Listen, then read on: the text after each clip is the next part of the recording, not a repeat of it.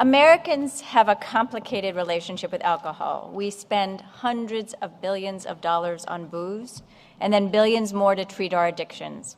Alcoholics Anonymous is widely embraced as one of the most effective treatments, but our next guest will argue that much of that money is badly spent. Gabrielle Glaser is the author of Her Best Kept Secret, and now for the latest issue of The Atlantic, she's written The False Gospel of Alcoholics Anonymous. She's here to talk about the program's iconic 12-step program and why it doesn't really work. Please welcome Gabrielle Glaser and my colleague, the editor of The Atlantic, Scott Stossel.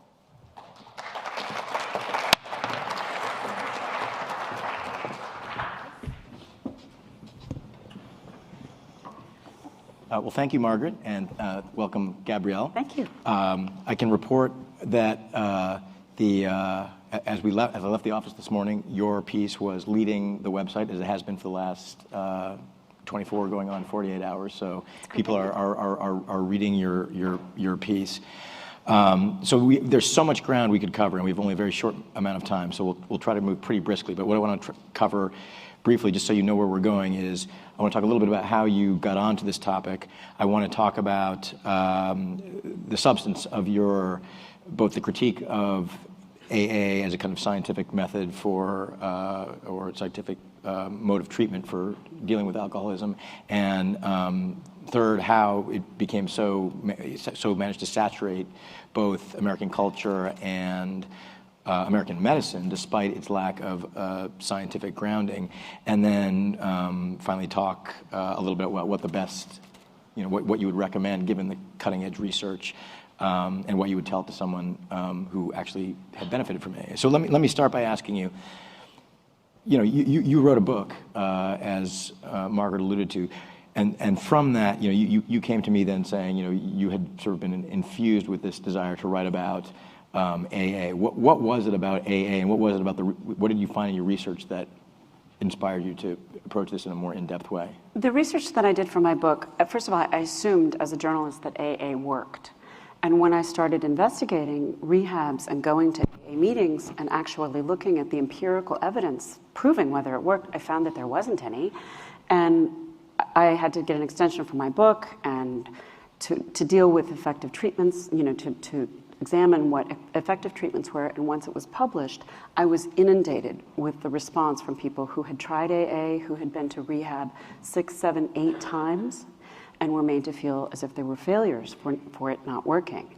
And that's what made me want to examine the idea of what works in alcohol treatment much, much more in depth. So that's how I got to you. And probably what appealed to us as editors at The Atlantic about this story is that the Affordable Care Act actually calls for more funding for alcohol and drug rehabilitation. And it's astonishing, actually, how little we really know. Mm-hmm. But what really struck me was and I want to get to this in more detail in a moment, but the gap between what you would believe the efficacy rates of AA are based on just sort of popular culture, mm-hmm. and what the scientific evidence suggests, which you talk in the piece is about somewhere in the order of 8% success rate, which is astonishingly low.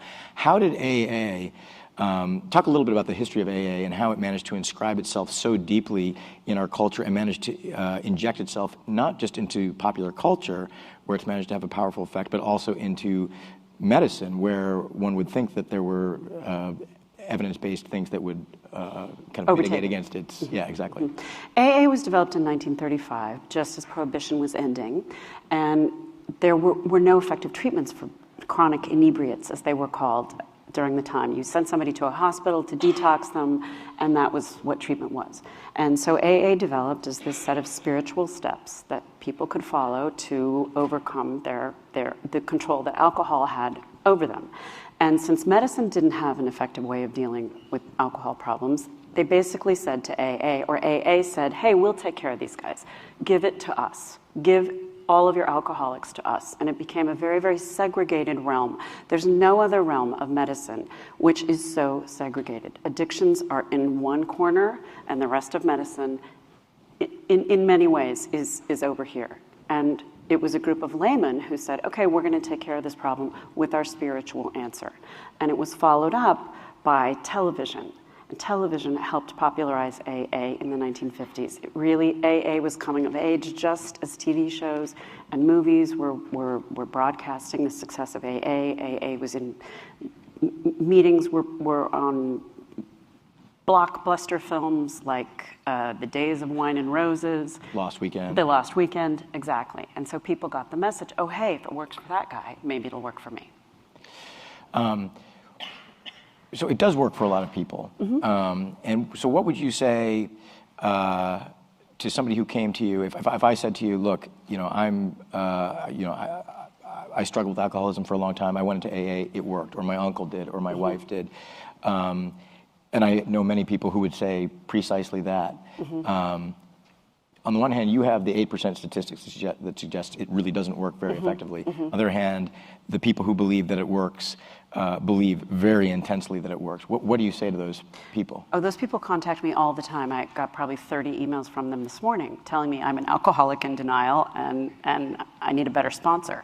But what I say to those people is, it's really great that it worked for you. This is a program that is essentially a religion. 5 of the 12 steps mention God. It is not rooted in science. And yoga works for a lot of people. Catholicism works for a lot of people. Judaism works for a lot of people. That's great that it worked for you. That's your anecdote. That's not science. You can't study AA. People in AA know they're in it, so you can't do a randomly controlled double-blind trial. Right. It's anonymous, so you can't follow those subjects. And some of the occasionally there are observational studies performed in research centers, and typically the people leading the AA groups are trained therapists. In the rest of the country, it's not a hierarchical organization. There are hundreds of thousands of different groups, and anybody could be a leader. It takes less licensing to become an addiction counselor than it does to become a nail salon. Absolutely. In the state of Oregon, so substance abuse counselors, addiction counselors are the people who provide most of the addiction treatment in this country. They became counselors. We kind of slapped on some rules that acknowledging people as substance abuse counselors in the 1970s. It takes very little qualification, and in 28 states, you only need a GED to become an addictions counselor.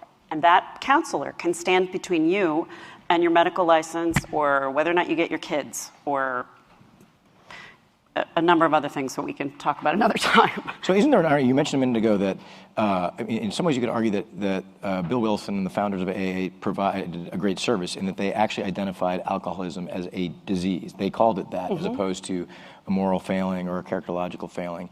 And yet, isn't there an irony in that they've identified it as a disease, and yet their primary mode of treatment is spiritual? It's a huge irony. We don't tell people with cancer you have a disease, but the cure for your cancer is going to a church basement where you have to go to a meeting and talk about your powerlessness for the rest of your life. We tell people if you need a support group in a church basement, by all means go. But avail yourself of the best medical evidence that's out there. And typically that's going to be with a doctor, and for your psychological help, with a therapist.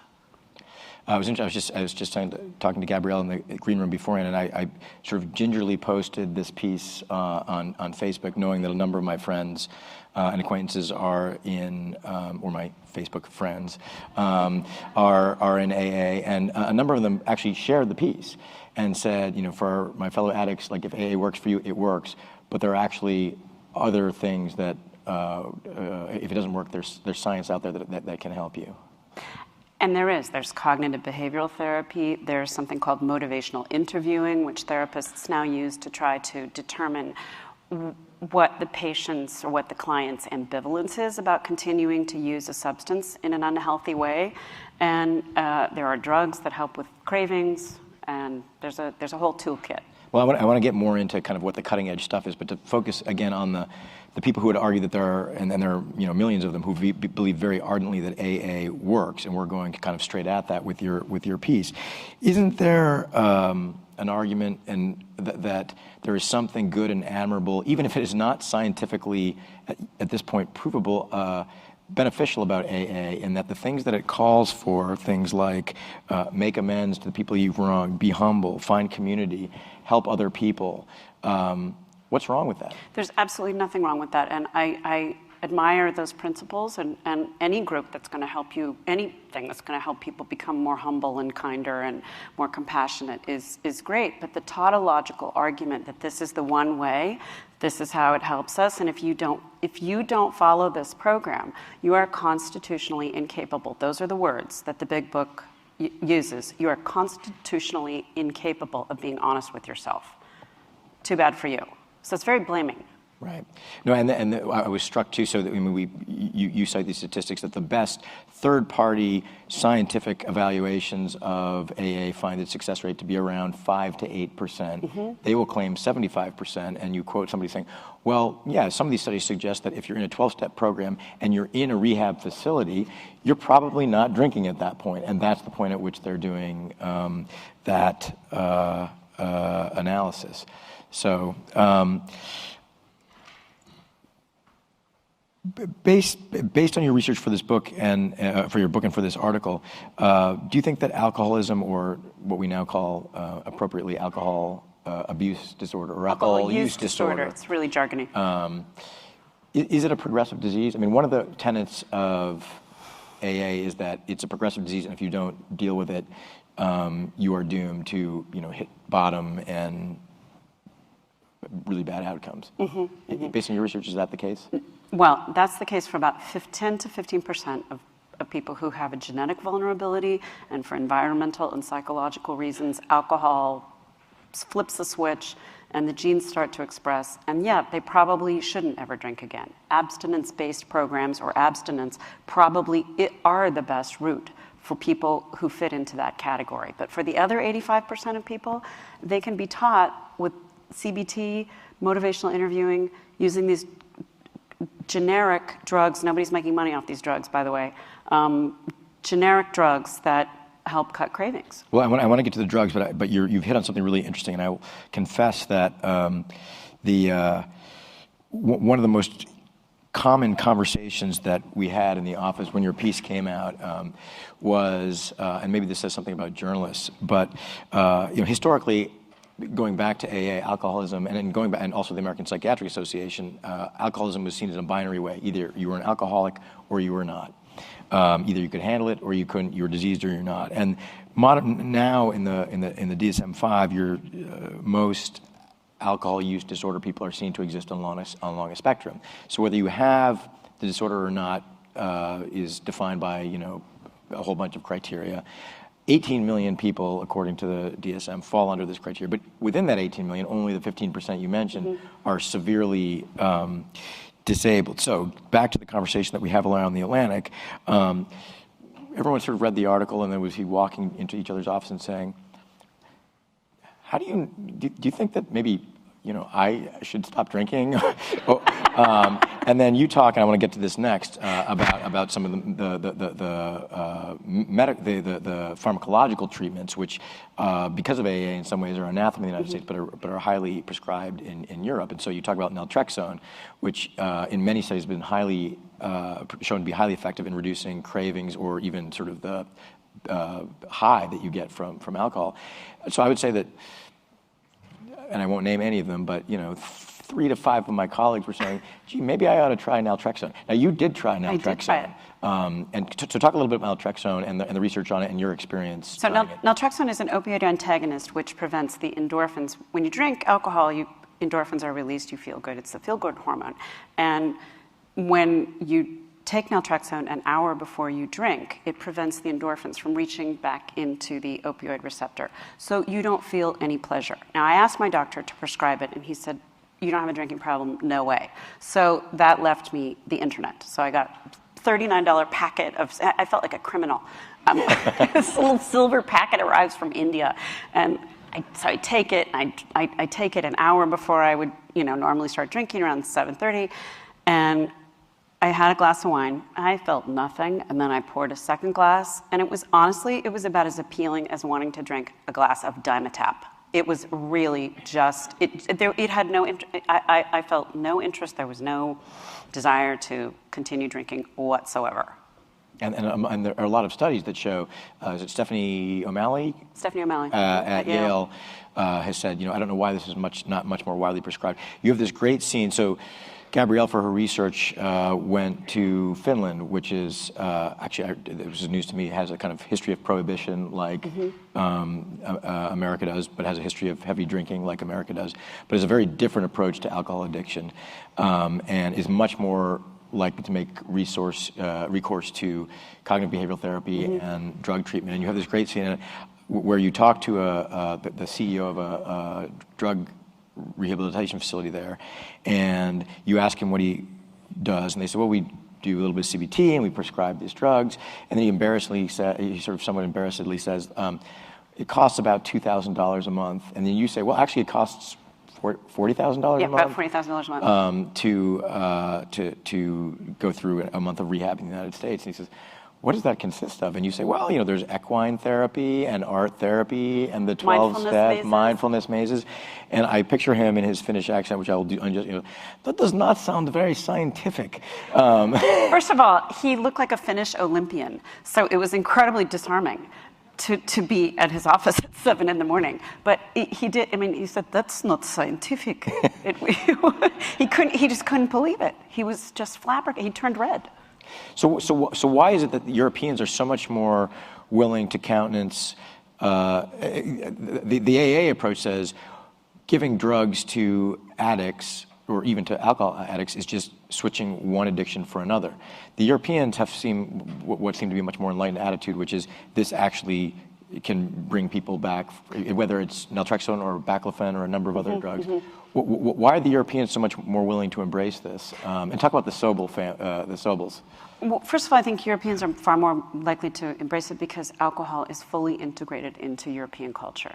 In the wine-making regions, in the beer-making regions, and also in Northern Europe, it's, Vikings drink a lot. But the Sobels were a couple that I got to know. They were moderation researchers who, in the 1970s, for all intents and purposes, they did some research in California showing that they could actually teach severely alcohol-dependent people, only 20 of them, but severely alcohol-dependent men, to drink moderately. And they performed better on these tests than did the subjects who were told to go to AA or who were told to use the drug that makes you flush and makes you feel nauseated. It's called antabuse. Yeah. The 20 guys under the Sobel's care were able to drink moderately again. And it created such a ruckus. The rumor was that they got ran out of the country and they went to go to Canada to do their research. Actually, they were offered more money to go to Canada and do their research, but it made a good story. But they spent many years being attacked and Exactly. And it's like, where do I go to get my reputation back? Right. The 60 Minutes did a critique of them. The Times did a big critique. And then years later, all this evidence comes out to suggest that actually the research that they did and the clinical work that they did was sound. And to be fair, the Times, I actually knew the reporter who did first the critique, and then he did the kind of sheepish, oh, by the way, they've been exonerated. He did write kind of a retraction of his piece, but that appeared on, nobody saw it. It was on, buried in the science section. And so they were understandably chastened and hurt by that. So a couple more questions, then we'll open it up to the audience. But on the question of, the Sobel's research, who suggests that, well, actually, you cite fascinating research by I think it's a British researcher who ended up in Finland. There was an American researcher who ended up in Finland, who did studies of rats who were he addicted them to alcohol and deprived them of alcohol. And he basically found that actually that abstinence can be that worst possible thing. So what's your view on for people who have alcohol problems, abstinence versus being able to drink in moderation? One of the tenets of AA is, never take another drink again. Talk about that. I think I don't know who those people are. I think those people know who they are. There's a series of criteria that the National Institutes on Alcohol Abuse and Alcoholism has printed that says, okay, if you can answer yes to 4 of these questions, you're probably in the moderate range. You need to learn how to moderate better, and there are ways you can do that. If you can answer yes to 6 questions, you probably shouldn't drink again, and you need to stick with some sort of abstinence-based program. And if you need a drug to help you do that, then great. But I think those people who can't stop drinking once they start, and they exist. Of course they exist. They have 10 drinks, 20 drinks. I talked to a guy who routinely, when he would drink, have 30 drinks. Yeah. I don't even know how you can be alive drinking 30 drinks, but he was, and he is, and he doesn't drink anymore. Not that I can imagine that anybody in this room is wondering this about this right now, but how can you tell if you are have an alcohol problem? I think if you that's a great question. If you think more than you used to about drinking, if you're thinking about how to get your drink more frequently, if you're starting to worry, oh my God, do I have any wine left in the house? Oh, I better go to. I've only heard of this happening. Oh, I better make sure I have wine in the house for this upcoming weekend or this upcoming storm or whatever, fill in the blank. I think if you can start answering yes to questions that indicate your tolerance is growing, your cravings are growing, your need for it is growing, you're spending more time recovering from your drinking, then you might need to think about ways you can figure out how to cut back. I guess there's so much more ground we could cover, but 2 final questions, and then let's open it up. One is, just very briefly, what do you hope to accomplish with this, the false gospel of Alcoholics Anonymous? I mean, you're going to get a lot of blowback because the AA crowd is so devoted to that mode of treatment. What do you hope will come out of this? What I really hope is that people are able to find out there are so many other treatment modalities out there. I hate that word. I can't believe I just used it. But there are so many... treatments. There are so many other treatments out there. And people can look on the internet, and this is a problem. There are resources available, alternative resources available, but one thing I am working on is trying to put those in a place where people can find them, because they're not in a place where they're easily accessible. People have to poke around. They have to poke around for non-12-step treatments. They have to poke around for a physician who's actually well educated in the most recent forms of treatment. It's not easy, but that's one thing we can work on. And then just very quickly, I mean, both in your book and in your article for The Atlantic, you have so many powerful stories about people who struggled with severe alcohol use disorder. JG, is that his name? Mm-hmm. I mean, you disguise their identities. Tell us one of the most moving stories you heard, and I guess one that has a happy ending. Well, JG's was such a happy ending, actually, because this was a guy who thought, he went to rehab 3 times. He was drinking a liter of Jameson a day at his worst. He's a lawyer and he had it all figured out. He had a breathalyzer in his car so he could time his drinking to his court appearances, where, by the way, he was getting people off for their DUIs. While drunk. While drunk. And he found this, his mother-in-law saw a French physician on television talking about the use of baclofen as an anti-anxiety medication that also quelled his drinking, which had been a lifelong difficulty for him. And she happened to see it on Good Morning America, and he found somebody on the internet who was willing to prescribe it to him on the phone. And his happy ending is that luckily he found this psychiatrist in St. Paul who he works with. He's happy. He's not drinking right now. He's free of his anxiety, which has been a lifelong problem. It's why he was drinking so much in the first place. And he hopes he can moderate again one day, but he also wants to stay married. So and baclofen, that book I happened to come across 6 or 7 years ago when it came out, The End of My Addictions, by this French. He was a physician, highly accomplished guy. Armisen. And but I mean, this guy was like a hardcore destructive alcoholic, and nothing worked until he found this. What is actually mainly prescribed as a muscle relaxant, effectively cured his addiction. Let's open it up to questions now. We have about 3 or 4 minutes. And there's a microphone on its way over. My name is Daniela Stein from Insight Telepsychiatry. I'm just curious about when you're using the drugs to treat the alcoholism or the alcohol use disorder. Does those eventually become an addiction themselves? Are they reliant on them? What's the treatment course usually? No, because they're not addicting drugs, so they don't. You can develop a tolerance to them over time, and they can work less well.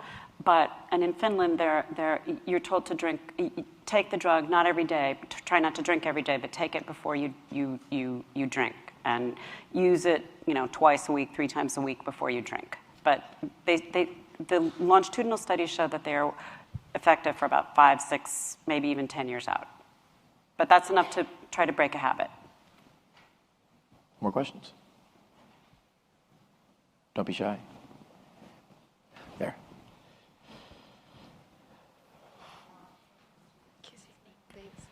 Hi, my name is Erin Zeidler. I'm with Fleischman Hillard. There's a lot of talk of a genetic predisposition to addiction, and maybe that's just because my grandfather was an alcoholic, so I heard it a lot growing up from my mom.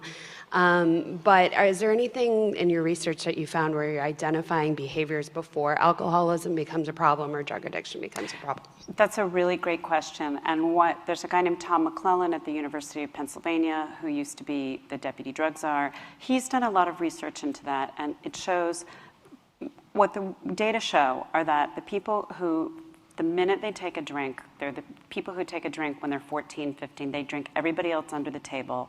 They're the people who are the loudest, the funniest, the most alive when they're drinking. And we think that there's something with those genes expressing with the alcohol that shows that genetic vulnerability. Most people, when they drink, the first few times they're drinking in excess, they get sick. The people who don't get sick are the people who their brain is not telling them, hey, this is a bad substance for you. Over here. Hi, I'm Yvette Torres from the Substance Abuse and Mental Health Services Administration, and I'm just rather curious, if you did interview McClellan, why didn't you probe into the efficacy of mutual support groups in general, and why didn't you include that in your piece? I can see you going and analyzing the empirical base for that program, but do it in a way that juxtapositions the methodology of mutual support within the whole problem that we're facing in terms of alcoholism. And second, there is no wrong door.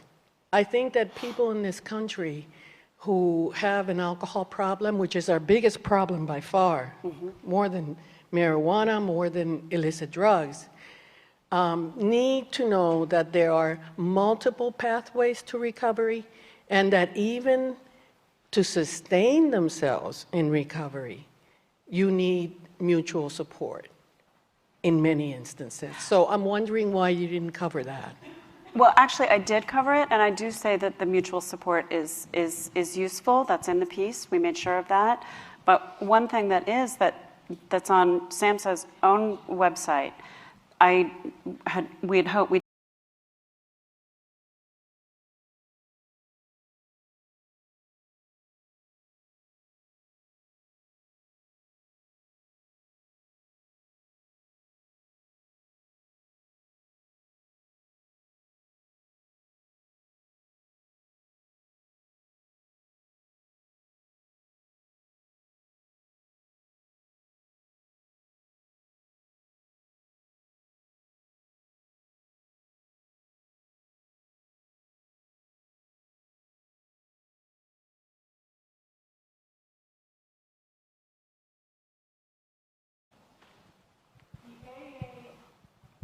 World Office, okay.